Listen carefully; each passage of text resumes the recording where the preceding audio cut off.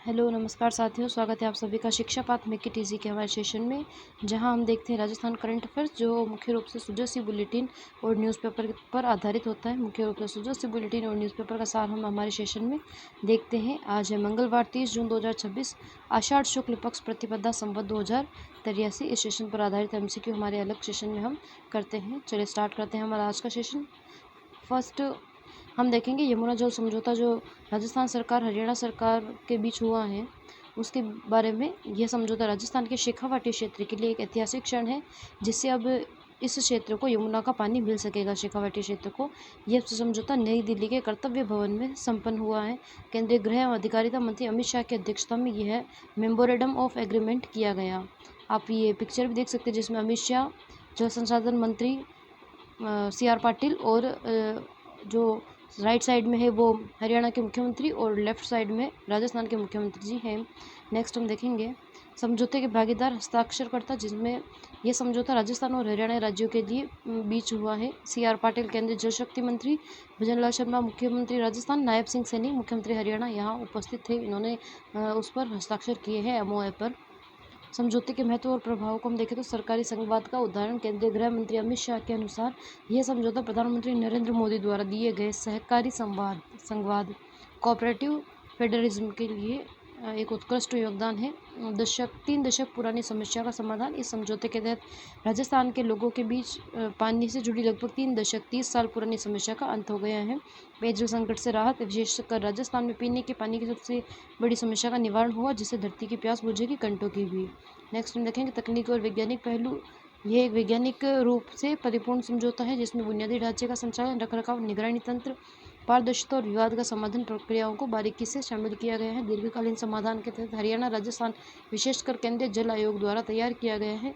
यह प्रारूप आने वाले दशकों तक विवादहीन समझौते के रूप में स्थापित होगा। समझौते में वित्तीय जिम्मेदारी, लागत साझीकरण, कॉस्ट शेयरिंग, जल आवंटन, जल छोड़ने के प्रोटोकॉल का स्पष्ट ध्यान रखा गया है। पृष्ठभूमि, बैकग्राउंड और इतिहास में हम देखें तो वर्ष 1994 का समझौता है। 1994 में समझौता किया गया था।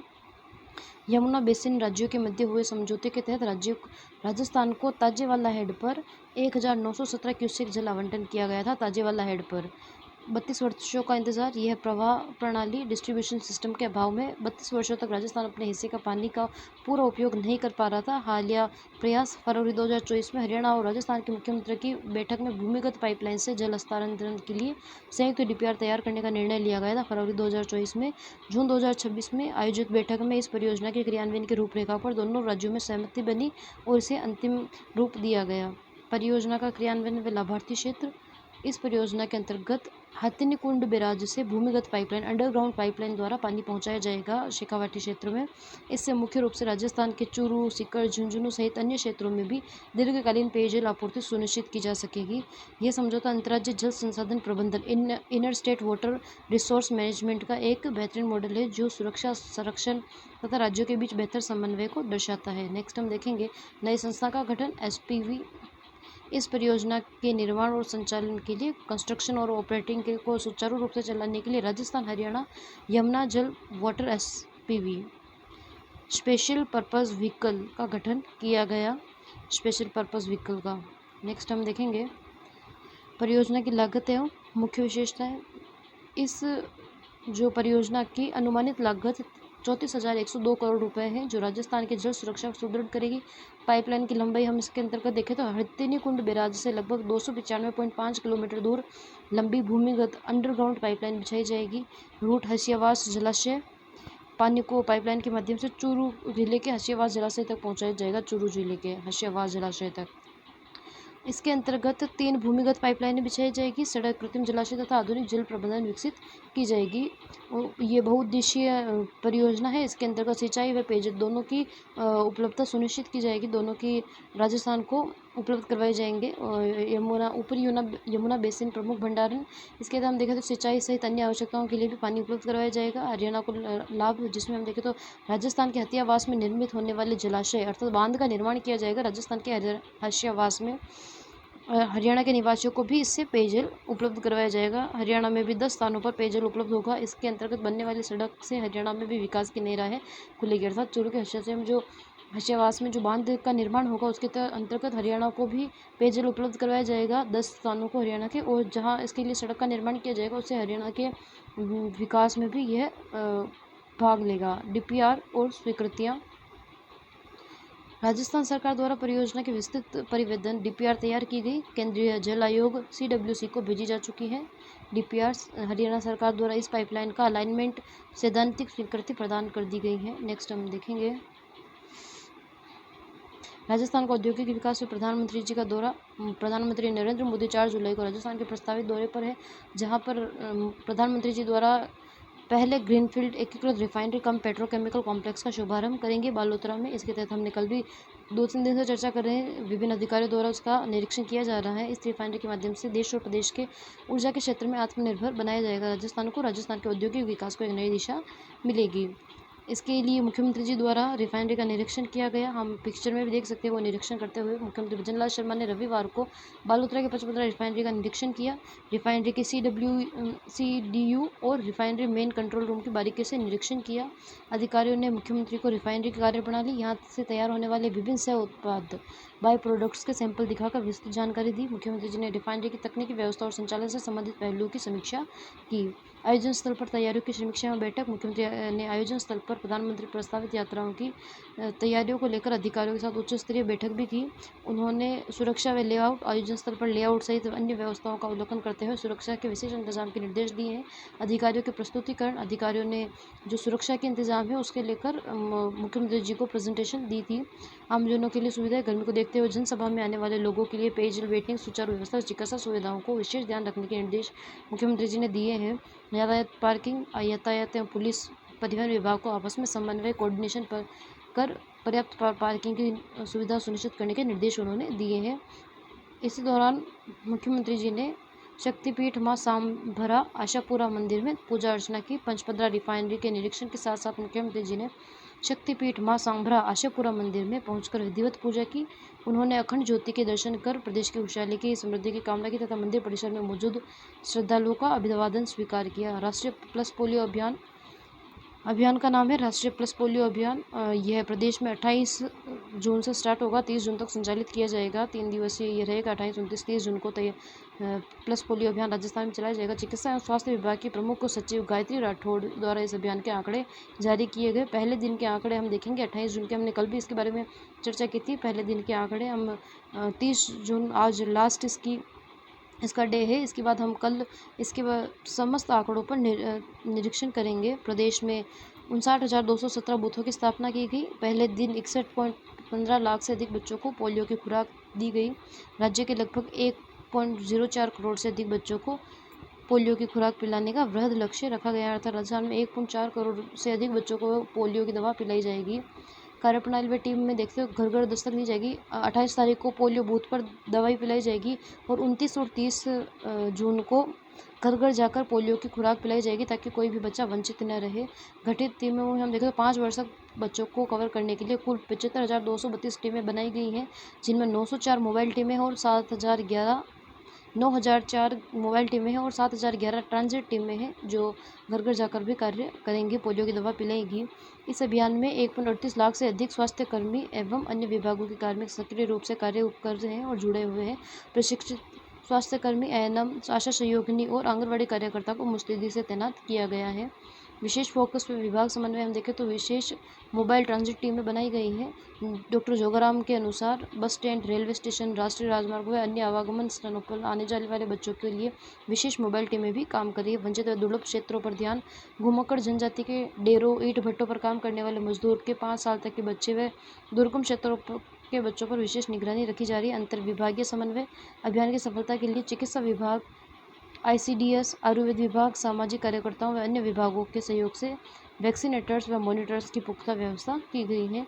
फलोदी में मेगा बैंकिंग शिविर का आयोजन किया गया। नगर परिषद फलोदी में जिला प्रशासन द्वारा मेगा बैंकिंग शिविर आयोजित किया गया। आमजन को केंद्र व राज्य की बैंकिंग सेवाओं को त्वरित फास्ट ट्रैक लाभ प्रदान करना तथा लंबित आवेदनों को मौके पर निस्तारण करना इसका उद्देश्य रखा गया है। प्रधानमंत्री स्वनिधि योजना व मुख्यमंत्री स्वरोजगार योजना के तहत नए आवेदनों का बहुत तेजी से निस्तारण किया गया। पात्र आवेदकों को स्वरोजगार और आर्थिक संबल के लिए मौके पर ही लोन उपलब्ध करवाया गया। नेक्स्ट हम देखेंगे सैन्य कमानों में नेतृत्व परिवर्तन किया गया। भारतीय सेना ने अपने 2 प्रमुख ऑपरेशनल कमानों में फेरबदल किया, जिसमें राजस्थान में स्थित जयपुर में स्थित दक्षिण पश्चिमी कमान साउथ वेस्टर्न कमांड की कमान सौंपी गई है जनरल मोहित मल्होत्रा को। तो हम ध्यान में रखेंगे जयपुर स्थित दक्षिणी पश्चिमी कमान सौंपी गई है मोहित मल्होत्रा को। नेक्स्ट हम देखेंगे लेफ्टिनेंट जनरल राजेश पुष्कर को पुणे स्थित दक्षिणी कमान सदर्न कमांड का general officer command in chief GOC नियुक्त किया गया है। जोधपुर स्थित कोणार्क कोर दक्षिणी कमान के अंतर्गत आती है। 1 जुलाई से अपना कार्यभार ग्रहण करेंगे दोनों। तो हम ध्यान में रखेंगे दक्षिण पश्चिमी का नियुक्त किया गया है मोहित मल्होत्रा और दक्षिणी कमांड सदर्न कमांड का नियुक्त किया गया है राजेश पुष्कर को।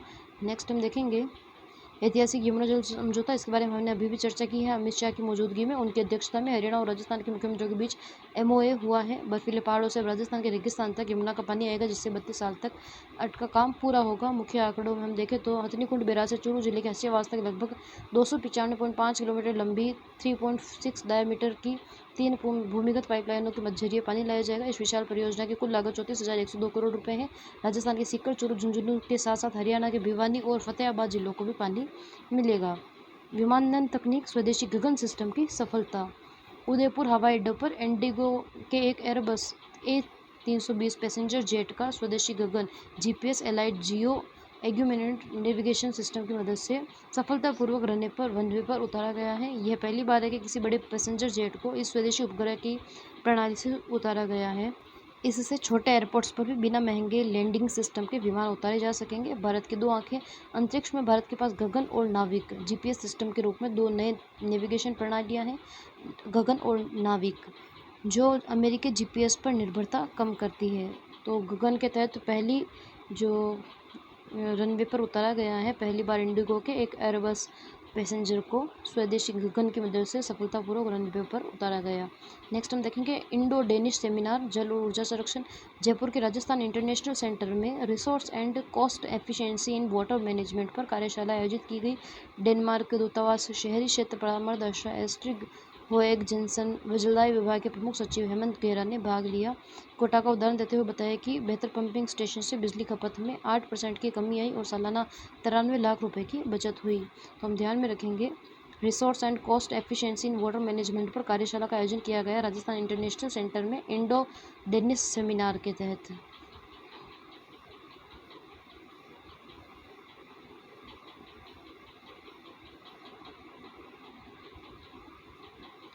Eastern grand slam squash championship Raipur. Eastern grand slam squash, जिसमें धर्ग गोगिया ने बॉयज़ अंडर 13 वर्ग में महाराष्ट्र के खिलाड़ी को हराकर स्वर्ण पदक जीता। गौरवी अजमेरा ने अंडर 11 गर्ल्स में रजत पदक जीता व युवान शर्मा बॉयज़ अंडर 11 में भी रजत पदक जीता। धैर्य गोगिया ने अंडर 13 वर्ग में स्वर्ण पदक जीता है। गौरवी अजमेरा तथा युवान वर्मा ने बॉयज़ अंडर 11 व गर्ल अंडर 11 में रजत पदक जीते। दिव्यांशी जैन अंडर 15 व फरीद अंद्राबी अंडर 16 ने कांस्य पदक ब्रॉन्ज मेडल जीते eastern grand slam squash championship में। नेक्स्ट हम देखेंगे राज्य स्तरीय शूटिंग प्रतियोगिता। शोभना गुज्जर ने 25 मीटर स्पर्धा में स्वर्ण और 10 मीटर स्पर्धा में रजत पदक जीता। शोभना गुज्जर ने राज्य स्तरीय शूटिंग प्रतियोगिता में 25 मीटर स्पर्धा में स्वर्ण व 10 मीटर में उन्होंने रजत पदक सिल्वर मेडल जीता है।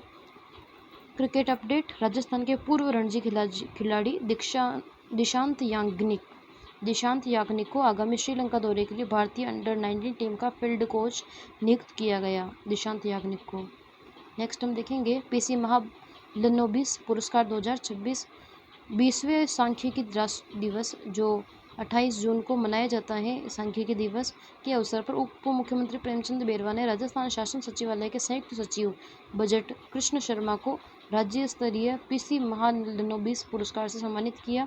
यह पुरस्कार उनके सार्वजनिक वित्त, सांख्यिकी और नवाचारपूर्ण बजट प्रबंधन में बेहतरीन योगदान के लिए दिया गया। श्री कृष्ण शर्मा को, जो राजस्थान शासन सचिवालय में संयुक्त बजट सचिव हैं, उन्हें PC महालनोबिस पुरस्कार 2026 से सम्मानित किया गया। 20वां सांख्यिकी दिवस मनाया गया था 28 जून को तब।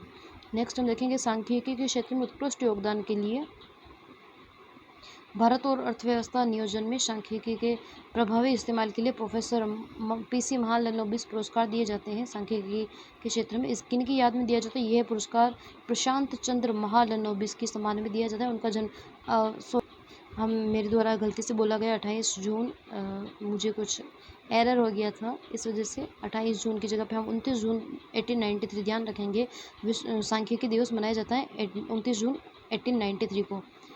उनका जन्म 29 जून 1893 को हुआ था। 1893 को उनका जन्म हुआ था। 29 जून को सांख्यिकी दिवस मनाया जाता है। वे भारत के पहले योजना आयोग के सदस्य व दूसरी पंचवर्षीय योजना, जो दूसरी पंचवर्षीय योजना है 1956 से 1961, उसके प्रमुख सूत्रधार थे PC महालनोबिस, और भारत के पहले योजना आयोग के सदस्य थे। योजना आयोग उनके योगदान को सम्मानित करने के लिए भारत सरकार हर वर्ष उनकी जयंती 29 जून को राष्ट्रीय सांख्यिकी दिवस के रूप में मनाती है। तो हम ध्यान में रखेंगे 29 जून को सांख्यिकी दिवस मनाया जाता है। शिक्षा एवं भामाशाह सम्मान समारोह 2026 जयपुर के बिरला ऑडिटोरियम में 30वां राज्य स्तरीय भामाशाह सम्मान समारोह आयोजन किया गया। जयपुर के बिरला ऑडिटोरियम में हम ध्यान में रखेंगे राज्य स्तरीय शिक्षा सम्मान समारोह भामाशाह सम्मान समारोह का आयोजन जयपुर के बिरला ऑडिटोरियम में किया गया। यह 30वां राज्य स्तरीय भामाशाह सम्मान समारोह था। वर्ष 2025-26 के दौरान दानदाताओं से शिक्षा विभाग को 318 करोड़ रुपए का सहयोग मिला है। 276 से अधिक भामाशाहों, प्रेरकों व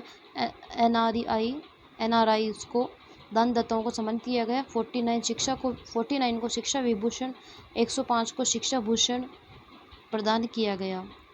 49 जो है उन्हें शिक्षा विभूषण दिया गया, 105 को शिक्षा भूषण प्रदान किया गया।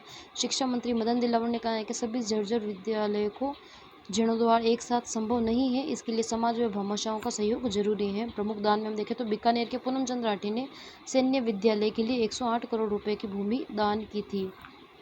पूनम चंद्र राठी ने बीकानेर में 108 करोड़ रुपए की।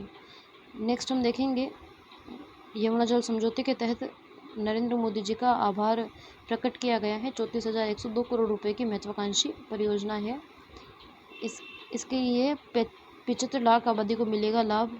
यमुना जल समझौते के शेखावटी क्षेत्र के सीकर, झुंझुनू और चूरू एवं अन्य जिलों को मिलेगा भरपूर पानी। राजस्थान व हरियाणा के बीच MOA मेमोरेंडम ऑफ एग्रीमेंट हुआ है। नेक्स्ट हम देखेंगे खेल जगत, जय मुंदड़ा का कमाल व आयरलैंड की जीत। हमने कल भी इसके बारे में चर्चा की थी। आयरलैंड ने क्लीन स्वीप कर लिया है भारत के खिलाफ। भारतीय मूल के 29 वर्षीय मीडियम पेसर जय मुंदड़ा के दम पर आयरलैंड टीम ने भारत के खिलाफ 2 T20 मैचों की सीरीज जीती। जय मुंदड़ा ने कुल 5 विकेट लिए हैं। उन्होंने 15 वर्षीय भारतीय सलामी बल्लेबाज वैभव सूर्यवंशी के लिए खास रणनीति बनाई थी और संजू सैमसन, अभिषेक शर्मा, श्रेयस अय्यर व शिवम दुबे को आउट किया। मुख्य पृष्ठभूमि देखें तो जय मुंदड़ा मूल रूप से राजस्थान के टोंक के रहने वाले, सरदार शहर टोंक के रहने वाले हैं। उन्हें जसप्रीत बुमराह और दिवंगत कोच तारक सिन्हा के से भी गुरु मंत्र मिले थे। नेक्स्ट हम देखेंगे चिकित्सा, doctor SN medical college. Jodhpur के SN मेडिकल कॉलेज में ट्रॉपिकल मेडिसिन विभाग खोलने की मंजूरी मिली है। ये देश का तीसरा ट्रॉपिकल मेडिसिन केंद्र बनेगा। पहला कोलकाता में है और दूसरा जयपुर में ट्रॉपिकल मेडिसिन विभाग है, और SN मेडिकल कॉलेज जोधपुर में खोला जाएगा अब तीसरा ट्रॉपिकल मेडिसिन विभाग। पश्चिमी राजस्थान में होने वाली मौसमी और संक्रामक बीमारियों मलेरिया, हैजा, डेंगू, स्क्रब टाइफस के उपचार व अनुसंधान को नई गति इसके तहत मिलेगी। नेक्स्ट हम देखेंगे लॉयंस इंटरनेशनल सेवा सम्मान। विजयनगर में आयोजित प्रांतीय पुरस्कार समारोह 2025-26 में क्षेत्रीय अध्यक्ष राजेंद्र कुमार खत्री को उत्कृष्ट सेवा सम्मान पुरस्कार दिया गया। लॉयंस इंटरनेशनल सेवा सम्मान के तहत राजेंद्र कुमार खत्री को उत्कृष्ट सेवा सम्मान से नवाजा गया। विजयनगर में इसका आयोजन हुआ था। नेशनल अंडर 15 बॉक्सिंग चैंपियन में स्वर्ण पदक मिला है। जालंधर में आयोजित प्रतियोगिता में राजस्थान के मुक्केबाजों ने शानदार प्रदर्शन किया, जिसमें हम देखें अंडर 15 नेशनल बॉक्सिंग में एंजल बागराना 70 kg में स्वर्ण पदक, खुशी 49 kg में स्वर्ण पदक तथा वंशुरा 46 kg में स्वर्ण पदक, तीनों को स्वर्ण पदक मिले हैं नेशनल अंडर 15 में, एंजल, खुशी, वंश को। नेक्स्ट हम देखेंगे स्वास्थ्य सुमन रोड मैप 2030। सुमन रोड मैप के बारे में चर्चा करेंगे। केंद्रीय स्वास्थ्य मंत्री JP नड्डा जो केंद्रीय स्वास्थ्य मंत्री हैं, सुमन रोड मैप 2030 लॉन्च किया है। इसके तहत वर्ष 2030 तक मातृ मृत्यु दर MMR को प्रति 1 लाख जीवित जन पर 70 से नीचे लाना है। मातृ मृत्यु दर को 1 लाख जीवित जन्म पर 70 से नीचे लाना है। आशा कार्यकर्ता गर्भावस्था के 8वें व 90 महीने के सप्ताह में 2 बार घर घर जाकर निगरानी करेगी। जो आशा कार्यकर्ता है वो 8वें व 9वें महीने में 2 बार घर जगह जाकर निगरानी इसके तहत करेगी। व्यापार ज्वेलर्स एसोसिएशन जस्ट 2026 3 जुलाई को नोवाटेल जयपुर कन्वेंशन सेंटर में B2B अर्थात business to business jewellery show शुरू होगा जस्ट 2026 जयपुर के कन्वेंशन सेंटर में 3 जुलाई को। इस बार की थीम है द विंटेज एडिट है, जिसमें 351 स्टॉल्स लगेगी। देश विदेश के खरीदार जुटेंगे। B2B ये रहेगा अर्थात बिजनेस टू बिजनेस इसका खरीदारी की जाएगी, न कि business to consumer. Business to business रहेगा। 3 जुलाई को जस्ट 2026 का आयोजन किया जाएगा। नेक्स्ट हम देखेंगे गवर्नेंस। देश का पहला HRMS portal digital record Rajasthan में 1 जुलाई से 2026 से 1.23 लाख स्वास्थ्य कर्मियों, डॉक्टर, नर्सिंग ऑफिसर्स आदि का पूरा सर्विस रिकॉर्ड राज हेल्थ पोर्टल पर एक क्लिक पर उपलब्ध होगा। राजस्थान के स्वास्थ्य कर्मी है जिनमें डॉक्टर, नर्सिंग ऑफिसर आदि सम्मिलित हैं, उनका जो पूरा सर्विस रिकॉर्ड है राजस्थान राज हेल्थ पोर्टल पर एक क्लिक पर उपलब्ध होगा। 1 जुलाई से 1.23 लाख स्वास्थ्य कर्मियों का डेटा उपलब्ध होगा। इसके जरिए real time monitoring, probation period, ACP, अवकाश, अस्पतालों में खाली बेड व दवाओं की लाइव ट्रैकिंग की जाएगी। खाली बेड व दवाओं की भी लाइव ट्रैकिंग इसके तहत होगी और उनकी जो कर्मचारी है उनकी रियल टाइम मॉनिटरिंग की जाएगी। प्रोबेशन पीरियड की भी, SCP की भी और अवकाश की भी व अस्पतालों में खाली बेड व दवाओं की भी लाइव ट्रैकिंग राज हेल्थ पोर्टल के माध्यम से की जाएगी। नेक्स्ट हम देखेंगे 30वां राज्य स्तरीय भामाशाह सम्मान समारोह। जयपुर के बिरला ऑडिटोरियम में इसका सम्मान समारोह का आयोजन किया गया, जिसके तहत शिक्षा विभाग इस साल कुल 154 भामाशाहों को सम्मानित किया गया। महान इतिहास वर्ष 1995 से शुरू हुए इस समारोह में अब तक कुल 2331 भामाशाहों का सम्मान किया जा चुका है, जिन्हें शिक्षा विभाग को कुल 1155 करोड़ रुपए का ऐतिहासिक दान किया है। वर्ष 1995 से 2331 भामाशाहों का सम्मान हुआ। इस साल का सहयोग हम देखें तो 2025-26 के दौरान सरकारी स्कूल कॉलेजों के विकास के लिए 318 करोड़ का सहयोग प्राप्त हुआ। इस साल 2025-26 में इस साल के सबसे बड़े दानदाता में पूनमचंद राठी हैं। बीकानेर मूल के कोलकाता बेस्ड बिजनेसमैन पूनमचंद राठी ने अकेले 108 करोड़ की प्रॉपर्टी दान की, जिसका वर्तमान बाजार के भाव से लगभग भाव है 200 करोड़। यह पिछले 31 वर्ष में किसी भी एक भामाशाह द्वारा किया गया सबसे बड़ा एकल दान है, जो इस साल कुल सहयोग का लगभग 34% है। अकेले 34% इस साल के दान का। तो हम ध्यान में रखेंगे पूनमचंद राठी जी द्वारा जो दान दिया गया है वह बीकानेर के जयमल सर जो राजकीय बालिका सैन्य विद्यालय है, जो राजस्थान का पहला गर्ल्स सैनिक स्कूल है बीकानेर के जयमल सर में, उसका निर्माण हो रहा है। पारदर्शिता के लिए नई पहल, भामाशाहों को किसी भी समस्या से बचने के लिए पारदर्शी सेल का गठन किया जाएगा। राज्य विद्यालय प्रबंधन समिति में भामाशाहों के 2 प्रतिनिधि भी शामिल किए जाएंगे। विद्यालय प्रबंधन समिति में जो स्कूल मैनेजमेंट कमेटी होती है उसमें। नेक्स्ट हम देखेंगे टॉप 5 भामाशाह और उनकी सहयोग राशि। पूनमचंद राठी 108 करोड़ रुपए की राशि, होंडा इंडिया फाउंडेशन द्वारा 29.50 करोड़ की राशि, nuclear power corporation of India limited द्वारा 12.41 करोड़ की राशि, श्री कल्याण सेवा संस्थान द्वारा 8.39 करोड़ की राशि, इंडिया इन्फोलाइन फाउंडेशन द्वारा 8.06 करोड़ की राशि का सहयोग दिया गया भामाशाह को जो बने हैं। नेक्स्ट हम देखेंगे पेरिस पोलो टूर्नामेंट। जयपुर ऐतिहासिक खिताबी जीत। फ्रांस की राजधानी पेरिस में आयोजित प्रतिष्ठित 132वें open the Paris Daniel Fred polo tournament polo tournament में जो 132वां ओपन पेरिस पोलो टूर्नामेंट था, उसमें खिताब सेंट मेस में जयपुर टीम ने अपने नाम किया है। सेंट मेस में जयपुर टीम ने फाइनल का रोचक मुकाबला, इसमें जयपुर की टीम ने बेरोन डी अवेला की टीम को 10 से 8 के बड़े कड़े मुकाबले से हराकर चमचमाती ट्रॉफी जीती। पद्मनाभम सिंह का शानदार प्रदर्शन। टीम के खिलाड़ी पद्मनाभम सिंह ने अकेले 4 बेहतरीन गोल दागकर इसमें सबसे मुख्य भूमिका निभाई है। पद्मनाभम सिंह का हम परिचय लें तो पद्मनाभम सिंह दिया कुमारी जी के बेटे हैं। विजेता टीम के खिलाड़ी, इस टीम में रॉबर्ट स्ट्रॉम, कैलेमेते जावालिटा, पद्मनाभम सिंह, ट्रिस्टन वेटोसिस जैसे दिग्गज शामिल थे। नेक्स्ट हम देखेंगे शाही परंपरा का गौरवशाली इतिहास। महाराजा सवाई मानसिंह द्वितीय ने साल 1957 में फ्रांस पोलो वर्ल्ड कप जीतकर इस गहरे रिश्ते की नींव रखी थी। बाद में सवाई भवानी सिंह इस परंपरा को निरंतर आगे बढ़ाया। जयपुर राज परिवार द्वारा दान की गई FIP वर्ल्ड चैंपियनशिप ट्रॉफी को आज भी पूरी दुनिया में जयपुर वर्ल्ड कप के नाम से ही जाना जाता है, जो जयपुर राज परिवार द्वारा दान की गई थी। तो आप पिक्चर में देख सकते हैं ये टीम थी जयपुर की, जिसमें ये पद्मनाभम सिंह है, दिया कुमारी जी के लड़के, जो राइट साइड में सबसे लास्ट में खड़े हैं। आज का सेशन हमारा यहीं समाप्त होता है। अगर आपको हमारे सेशन की PDF की आवश्यकता है तो आप हमें टेलीग्राम पर इस QR कोड को स्कैन करके मैसेज कर सकते हैं, जहां आपको उस चैनल में जोड़ दिया जाएगा जहां ये PDF अवेलेबल करवाई जाती है। तो प्लीज़ अपने अधिक से अधिक दोस्तों को ये सेशन शेयर कीजिए, लाइक कीजिए एंड सब्सक्राइब कीजिए। Thank you so much.